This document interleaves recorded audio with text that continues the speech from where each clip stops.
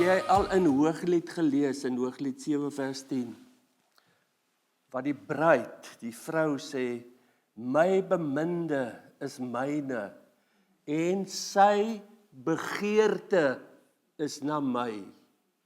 Die begeerte van die Heilige Gees wat in jou woon. Jakobus maak dit erger, hy sê hy is jaloers op ons. So die Heilige Gees wat in jou is, sy begeerte is dat jy hom sal raak sien en sal erken en nie langer bedroef nie. Dat jy met hom sal wandel, dat jy op hom sal vertrou. Dat hy 'n lewende werklikheid, 'n lewende persoon vir jou word. Goed. Jesaja 18 vers 4 sê die volgende. En dis baie belangrik om die Bybel te verstaan. Want so het die Here vir my gesê, ek wag rustig en aanskou uit my woonplek. Nou aanskou is 'n ou Afrikaanse woord, moderne mense gebruik dit nie meer, maar dit is 'n uitdrukking van majesteit, van sy koninklike heerlikheid. Ek en jy kyk, maar ons sien mos maar vlak. Maar die Vader kyk daarvan bo en hy aanskou in sy majesteit. En dan sê hy soos glinsterende hitte bo die sonlig, soos 'n douwolk in die hitte van die oestyd. Die beeld is in die oestyd wanneer dit baie warm is in Israel en die douwolk was in die dag was net so ver af glimmering in die lug. Maar elke aand het daai douwolk laat dou neerkom op die aarde en dit het die plante en die dinge weer vernuwe. Soos God teenwoordig, ons kan hom nie sien nie.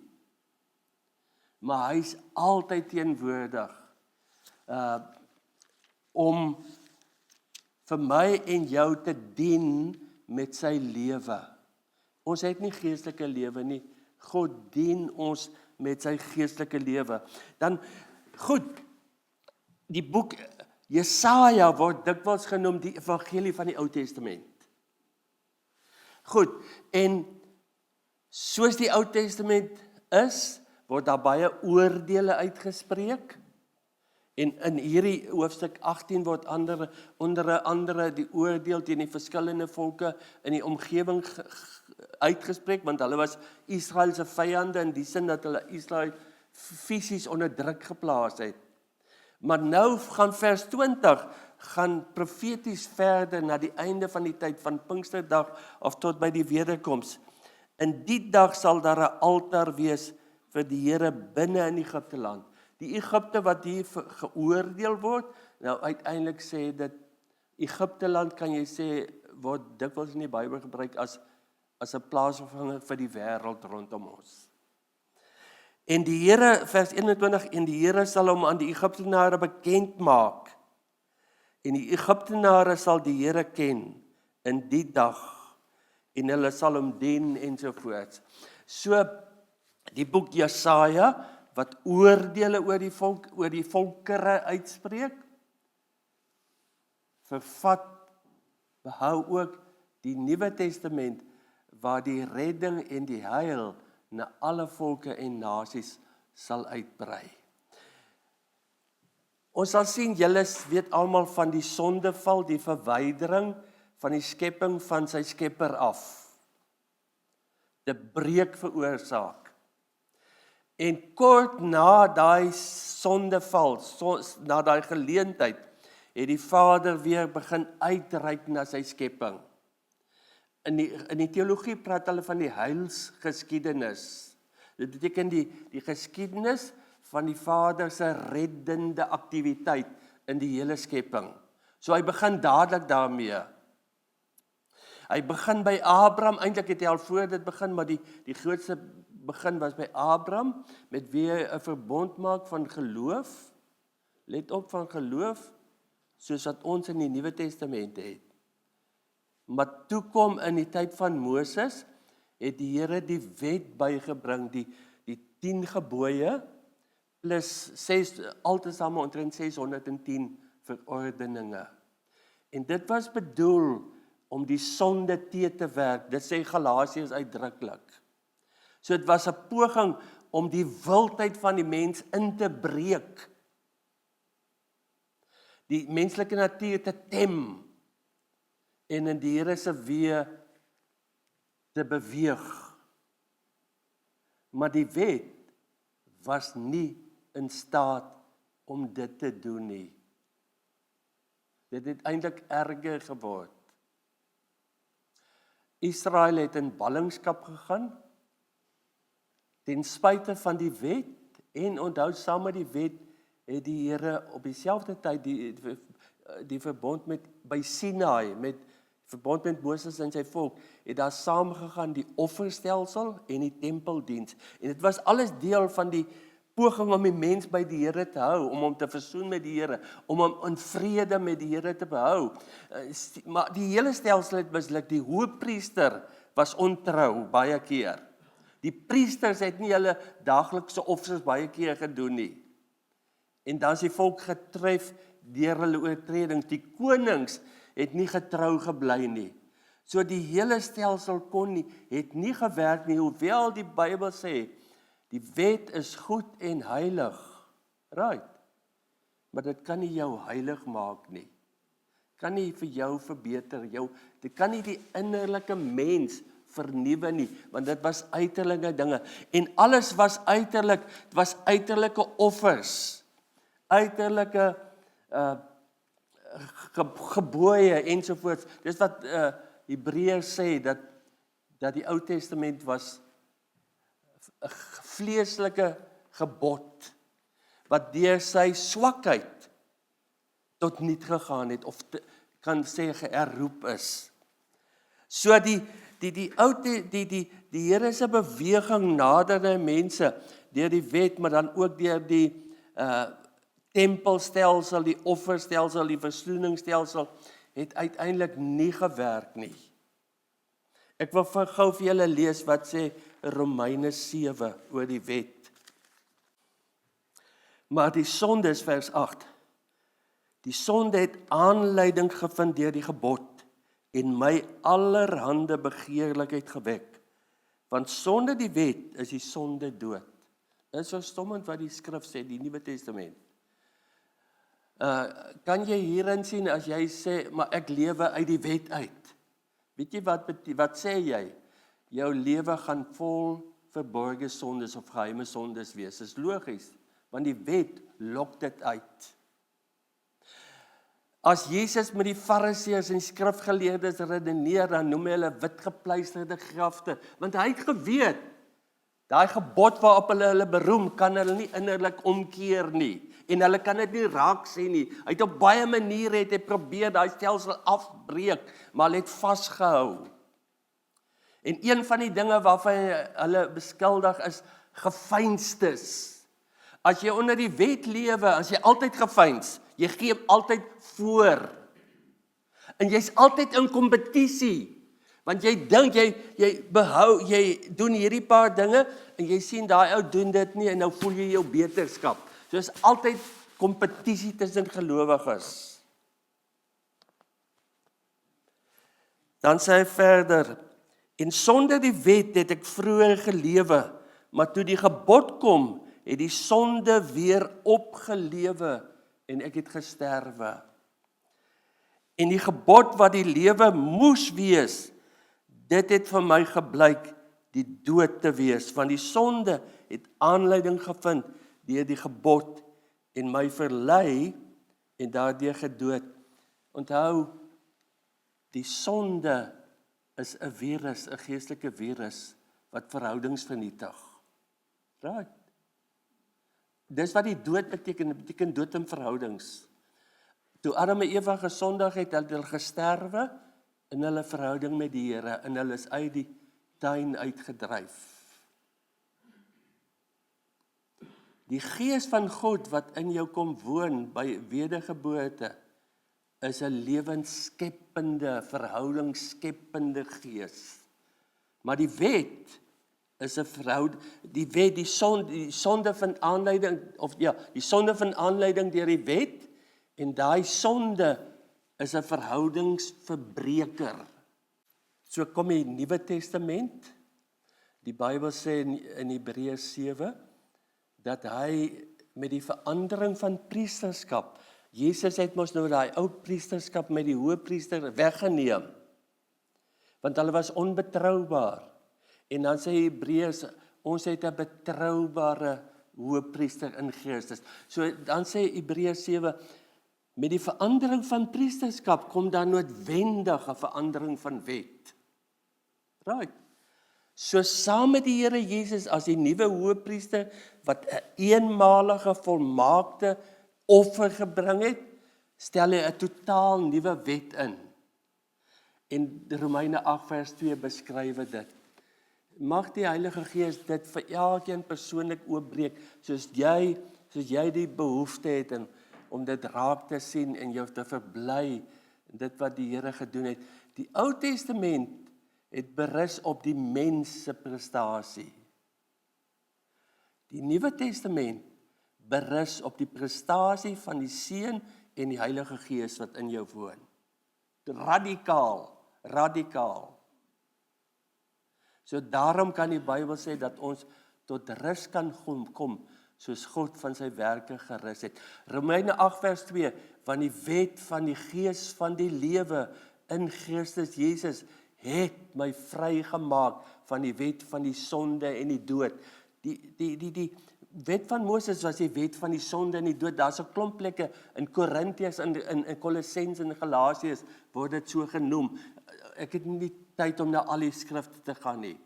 So die wet van die Gees van die lewe, dit beteken die Gees van die lewe, daai lewe sou hy, beteken dis goddelike lewe wat nou in my gekom het by my wedergeboorte. Die Heilige Gees het in my gekom en nou is daar 'n nuwe wet wat ek nie hoef in stand te hou nie. Hy wat in my woon, die persoon wat in my woon, hou daai wet lewend. En dit beteken jy's altyd lewend vir God. Johannes sê die vlees is tot niks in staat nie, maar dis die Gees wat lewend maak. In Korintiërs sê hy lewendmakende.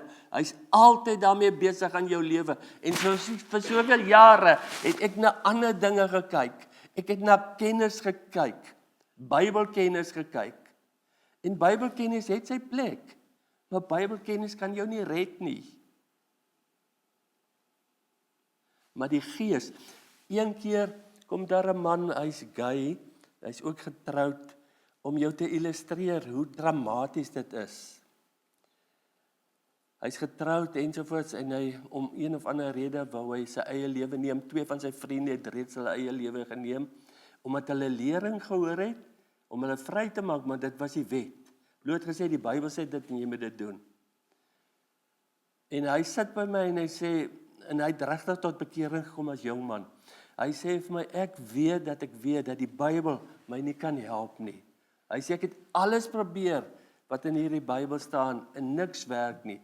Ek sê vir hom, loof die Here dat jy dit nou uiteindelik ontdek. En ek leer hom in 6 weke van die Heilige Gees wat in hom woon. Hy was reeds in hom, maar hy het dit nie besef nie. En hy het die Heilige Gees geminag. En binne 6 weke maak die Here hom vry. Totaal vry. So die Bybel vertel net van die waarheid. En die Bybel is waar in die sin dat dit alles waar is wat dit oor die Here sê, maar die Bybel is nie 'n lewende waarheid nie. Die Gees, die Heilige Gees, die persoon wat in ons elkeen het ons eie probleme en hy wil ons elkeen uniek deur sy lewendmakende aktiwiteit. Dit beteken sy goddelike lewe wat hy in jou uitlewe. En daai goddelike lewe oorkom die dinge van die aarde, die son, die krag van die sonde en so meer. Goed. Hy sê ook in Hebreërs dat hy 'n beter hoop en 'n beter verbond inbring. Dis die Nuwe Testament. 'n Besnydenis nie met die hande gemaak. Die Jode het aardse besnydenis gehad. Nou kom hy 'n geestelike besnydenis. Saam met hierdie wet van die Gees van die lewe sê die Nuwe Testament die volgende dinge. Ek wil dit vir julle lees dat dit niks mis nie. Hy gee eerstens aan ons die gawe van geregtigheid. Let op, dis 'n geskenk. Die Jode het die geregtigheid van die wet gehad. As hulle gehoorsaam was, en dit was onmoontlik wat Jakobus sê, as ons die hele wet onderhou, maar ons val net in een opsig, skiet ons tekort, dan het ons die hele wet gebreek. So jy kan nooit dit bereik nie. So hy gee, die Jode het die gawe van geregtigheid, het die gawe, die geregtigheid van die wet besit. In die mate wat hulle die wet gedoen het en na die tempel gegaan het en die offers gebring het ensovoorts, in die mate was hulle reg met die Here. Geregtigheid beteken om reg te wees met God. Nou kom die Nuwe Testament en die Here in daai oomblik wat jy tot bekering kom, gee hy aan die gawe van geregtigheid. Dit beteken, omdat jy nou in die verdienste van sy seun glo, is jy permanent reg met die Here. Permanent, is die gawe van geregtigheid. En let op wat hiermee saamgaan. Daar's geen veroordeling, sê die Bybel 3 keer. Daar's geen toerekening van die sonde nie. Daar's geen aanklagte nie. Daar's geen beskuldiging nie. Openbaring sê die aanklaer wat die broers en susters dag en nag voor God aankla. As jy die evangelie verstaan, gaan jy ook dag en nag oorwin. Moenie vaskyk teen die aanklaer nie. Dis hy wat die aanklagte doen. Is nie die Here, dis nie die Heilige Gees wat jou aankla nie. Moenie jou slegte gewete verwar met die evangelie nie.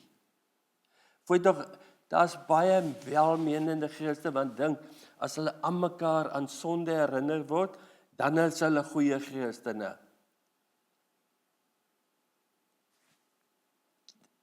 Die Here het ons sonde uitgewis. Hy sê dit soveel kere in Hebreërs, in Johannes reeds, en hy het die sonde uitgewis.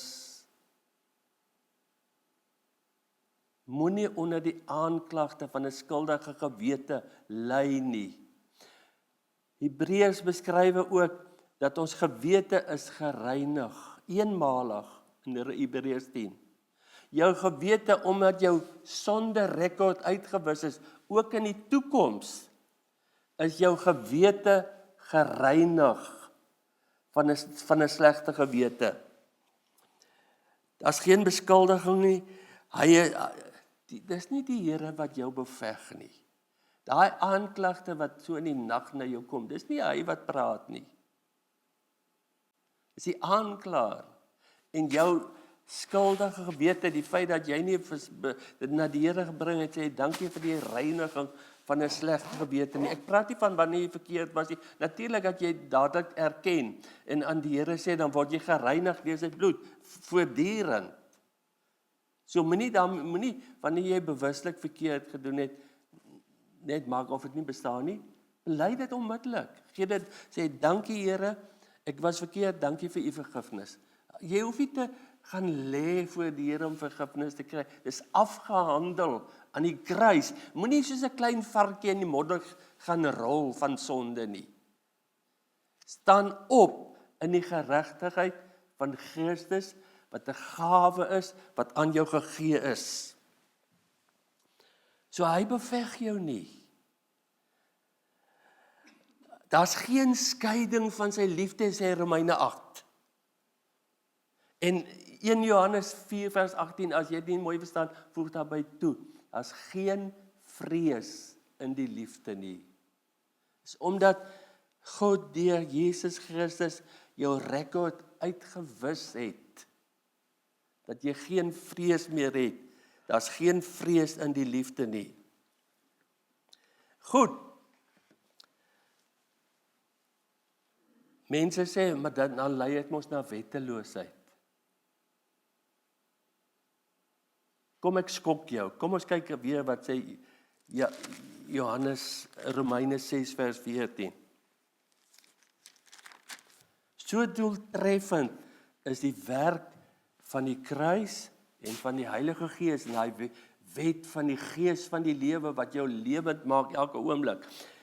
Romeine 6 vers 14, want die sonde sal oor julle nie heers nie.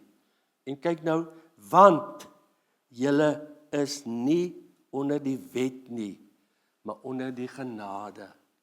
Genade beteken daai bemagtigende werking van die Heilige Gees in my lewe wat my dra, wat my meevoer saam met hom in sy oorwinningstog, sê 2 Korintiërs. Hy dra my, en dit is iets waarin ek as gelowige, ons as gelowiges, ons moet inoefen, wanneer versoekings kom, om dit te sê, Here, onthou die duiwel speel mos altyd in versoekings.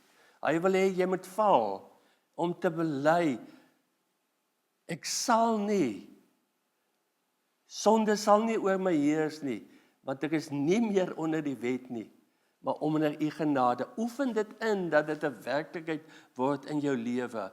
Dan kan hy oorwin en nie jy nie, want ons oorwin in elk geval nie. Dis hy wat oorwin.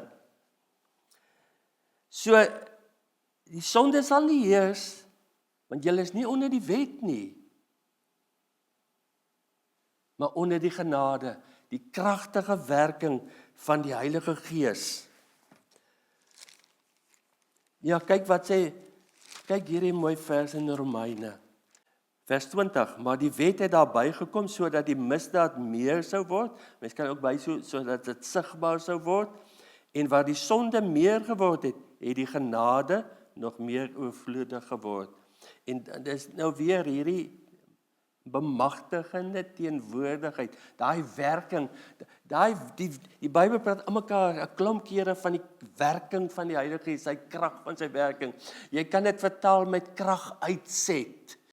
As 'n jong man 'n nuwe kar sien, heel eerste gewoonlik stel hy belang, wat is die krag uitset van daai engine, van daai diesel turbo.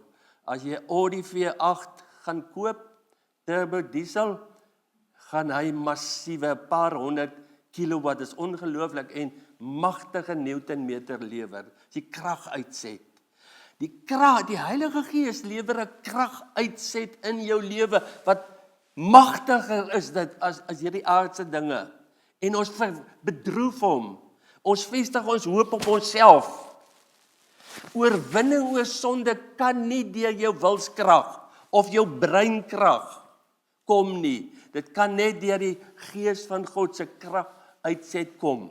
So die sonde sal nie heers nie, want ons is nie onder die wet nie. So daai genade behou jou dat die sonde nie sal oorneem nie. Vers 21, 5:21, soos die sonde geheers het in die dood.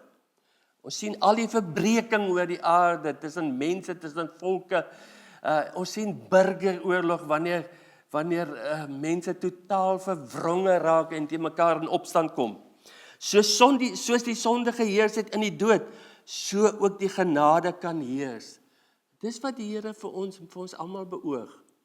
Sy genade, sy bemagtigende krag wil in jou heers.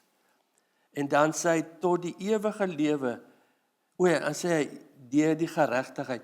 Met ander woorde, die werking, die krag uitset van die Heilige Gees rus op daai gawe van geregtigheid wat ek in Christus het.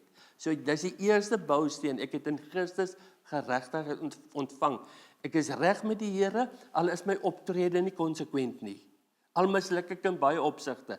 Ek is totaal reg met die Vader. En nou tweedens, dan die Gees van genade, hy kan begin heers in jou lewe. Goed, dis wat die evangelie sê. Kyk hierso wat sê Kolossense, vers 14, en die skuldbrief teen ons, dit was 'n skuldbrief, kan jy vandag se taal sê, 'n rekening. Die maatskappy stuur aan jou en die rekening, jy skuld R100,000 en jy skrik jou mors dood. Die skuldbrief teen ons, wat met sy insettinge ons vyandig was. Die skuldbrief is die wet van Moses. Eintlik staan in die Griek, staan daar so, die handgeskrewe wet of kode. Onthou julle toe Moses in die hemel opgegaan het na die Vader, het die Vader vir hom 2 tafels, beteken eintlik maar net 2 klippe, plat klippe met die 10 gebooie daarop. En nou sê Paulus hierso, daai was die skuldbrief teen ons, wat ons vyandig is. Jy het al agterkom as jy die wet leef, jy voel altyd onder veroordeling. Omdat jy nie die meganisme van die Nuwe Testament verstaan nie. Die skuldbrief wat met insetting ons vyandig was, uitgedelg en weggeruim. Hierdie uitgedelg is so sterk, beteken daai rekening wat teen jou gestaan het, is heeltemal verbrand. Daar bestaan nie meer so iets nie. Deur dit aan die kruis vas te naal, daardeur het hy die owerhede en magte uitgeklee. Die bose, die aanklaer wat jou dag en nag voor God beskuldig. Hy sê deurdat hy die skuldbrief verbrand het, is die owerhede en magte se mag oor jou uitgeklee. Moenie dat die duiwel oor jou heers deur skuldgevoelens nie. Dit is die maklikste manier om te leer om dit te weerstaan as jy die evangelie verstaan.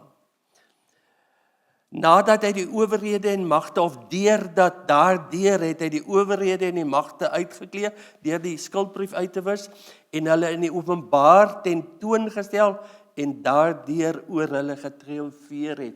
In die Romeinse wêreld, as 'n generale oorwinning oor die vyand behaal het, dan het hy daai klomp gevangenes geneem, die koning, sy generaal ensovoorts, en hulle gewoonlik kaal uitgetrek, en hulle is in die hoofstad opgeparadeer in 'n gelid, en sodat die hele Romeinse bevolking kon sien, daar is totaal getriomfeer oor hierdie vyand. Dis die beeld wat hier gebruik is. Die skuldbrief is uitgedelg, en die owerhede en magte wat gebruik gemaak het van die wet, se mag is heeltemal uitgeklee. Hierdie Romeine 8 vers 2, daar's 4 nuwe wette in die Nuwe Testament, en hierdie wette is so swaartekrag, jy onderhou dit nie, die Gees wat in jou is, onderhou dit. En ek gaan net een aanhaal, die wet van die vryheid oor die sonde en die dood. Galasiërs 5 vers 1. En weet jy wat sê 2 Korintiërs 3? Hy praat van die bediening van die dood, dit was die wet. En dan sê hy, waar die Gees is die Here. En waar die Gees is daar vryheid. Wanneer jy die Heilige Gees begin omhels, en jou vertroue op hom alleen stel, dan kom daar vryheid. Jy gaan sien van vryheid tot vryheid.